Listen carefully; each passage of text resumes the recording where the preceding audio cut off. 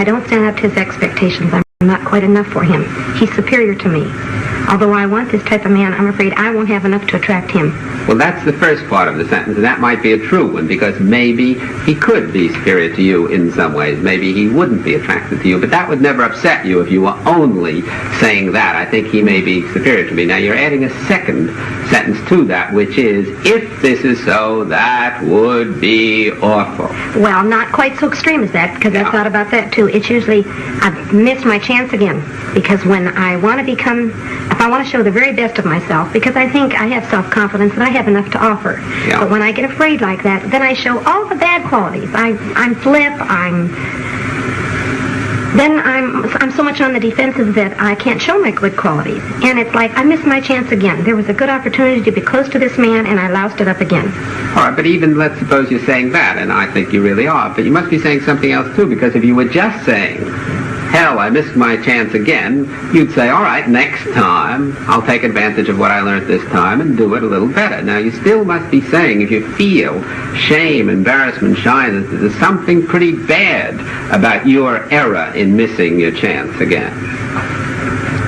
I don't know if this follows in context of what you're saying, but the thing I do feel is that I get suspicious then. Am I the type of woman that will only appeal to the ones that are not my type of guy anyway? Is there something wrong with me? Am I never going to find the kind of man I enjoy? I always seem to get the other ones.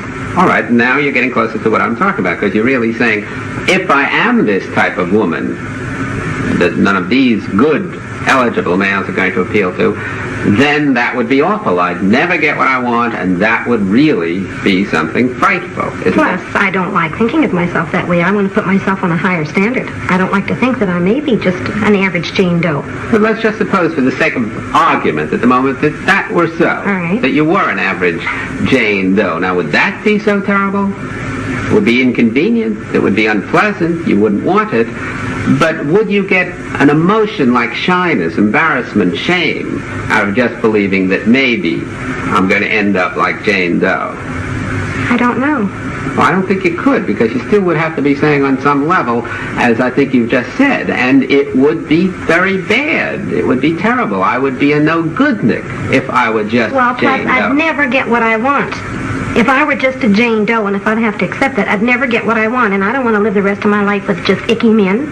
Well, it's not necessarily so that you'd never. You really mean your chances would be reduced, because we know some icky girls who get some splendid men, don't we? That's yeah. right. You see, so you're generalizing there. You're saying it probably would be that I'd have a more difficult time, but then you're jumping to, therefore, I'd never get it all. You see the catastrophizing there that you jump to. Yes, but it feels that way to me at the time. It seems like forever. That's right, but isn't that a vote of non-confidence in you? An essential vote of non-confidence? Yes. And the non-confidence is because you're saying, one, I don't want to miss out on things. I would like to get the kind of a man I want and be a, in your words, superior kind of girl who gets a superior kind of man. Yes. But if I don't, then I'm practically on the other side of the chain completely, a no-goodnik, somebody who will never get anything that I want, which is quite an extreme away, isn't it? Yes. And that's what I call catastrophizing, taking a true statement, and there is a good deal of truth in what you're saying, if you didn't get the kind of a man you wanted, that it would be inconvenient, annoying, frustrating, which it really would be, and then saying, I'd never possibly get what I want, and even beyond that, you're really saying, and then I couldn't be a happy human being. Aren't you really saying that on some level? But let's just look at that. Let's just assume the worst, as Bertrand Russell once said years ago. Assume the worst, that you never got at all, for whatever the reasons may be, the kind of a man you want. Look at all the other things you could do in life to be happy. Well, I don't like the whole process. I don't even like as I'm going through it. I don't... All right, even if it wasn't a catastrophe, even if I didn't look at it as a catastrophe, I don't like the way I'm living right now. For example, when I meet somebody that I'm interested in that could have some potential, right away I find I'm not near as relaxed with him. I worry more, should I be friendly? Should I kiss him goodnight? Should I do this? If it's just a Joe Doe and I don't give a darn, I can be anything I want to be. I turn out to be more of a person when I'm not as concerned. I don't like the way I'm, But you're not merely concerned, you're over-concerned. You're anxious because you were just concerned. You do your best and you'd be saying to yourself, if I succeed, great.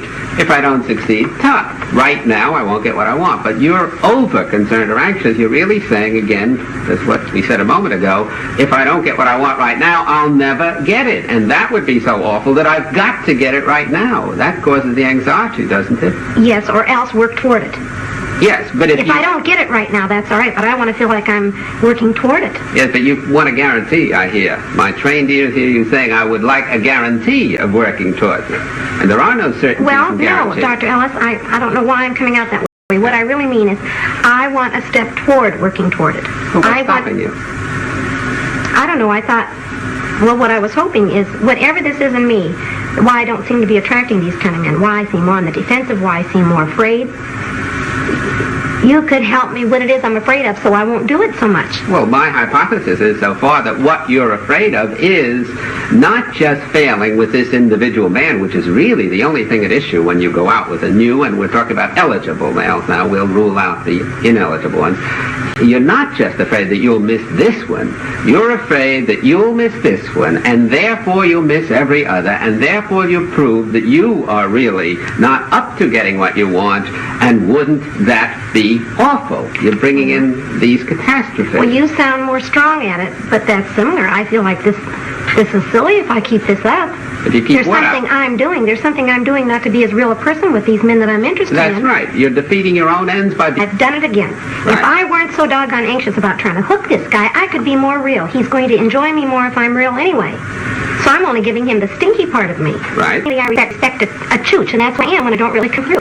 But look how you just devalued yourself. Let's just suppose, for the sake of argument, you kept giving the stinky part of you. Right. A human being, another person who's trying to get interested in you, might not like the attribute characteristics of you, but I don't think he's going to despise you as a person, which you are really doing. I'm harder on myself than I think That's he is. exactly He the just point. doesn't like me. There's not enough to me. Right, and I say before, if people just didn't like you and you went through enough of them, and it would be hard to go through enough, but it would be possible, you'd eventually find who did you and whom you like. But as long as you devalue yourself personally in your own eyes, you complicate the problem enormously. You're not focusing on how can I be myself, change the traits.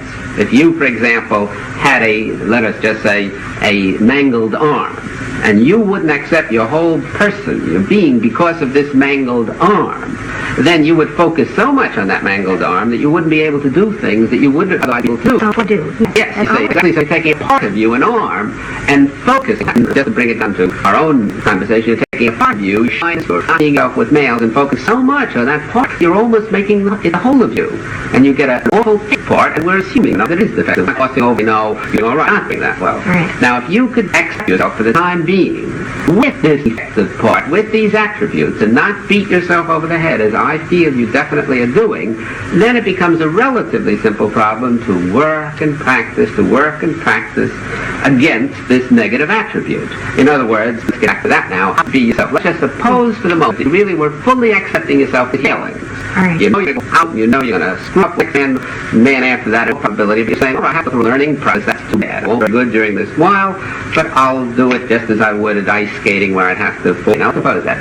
Then, if that was so, if you were really accepting you go out, take the risks of being you. Because after all, if you do win one of these men, you have to be yourself. Not winning today, you're not in for a affair, I assume you want to marry one of these individuals eventually and be with them for a long time. But mostly a relationship. I don't think so much Yes. marriage. A long relationship, in the course of which you connect. So we don't want to give you some